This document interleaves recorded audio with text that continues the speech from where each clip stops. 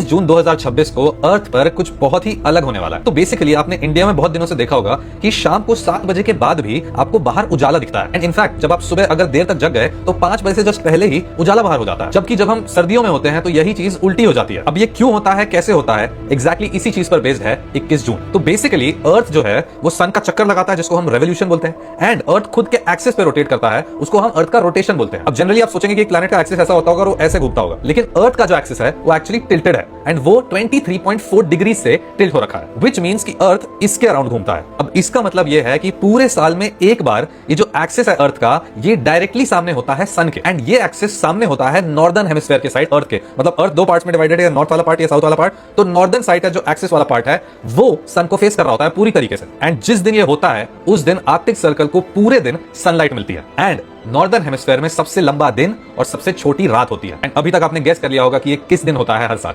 21 जून, साल का सबसे लंबा दिन, जिसे हम बुलाते हैं द समर सोल्स्टिस। अब ये तो हमारे पर्सपेक्टिव से है, लेकिन स्पेस में यही चीज उल्टी भी सेम ही होती है, एंड सदर्न हेमिस्फीयर के लिए ये दिन बन जाता है विंटर सोल्स्टिस, मतलब सबसे लंबी रात और सबसे छोटा दिन। एंड क्योंकि इंडिया अर्थ के नॉर्दर्न हेमिस्फीयर में है, तो हमारे लिए सबसे लंबा दिन और सबसे छोटी रात 21 जून को होने वाली है। एंड एग्जैक्टली इस दिन के बाद से दिन छोटे होने लग जाएंगे एंड रातें लंबी होने लग जाएंगी। मतलब कि आप एक टाइम पर 5:30 से 6 बजे के बीच में भी रात देखना शुरू कर देंगे, एंड सुबह के 6 बजे तक भी आप उजाला नहीं देख पाएंगे। लेकिन ये तब होगा जब हम धीरे धीरे 21 जून से दिसंबर की तरफ जाएंगे। अब अगर आपने इस वीडियो से कुछ नया सीखा हो तो प्लीज मुझे फॉलो कर लीजिएगा।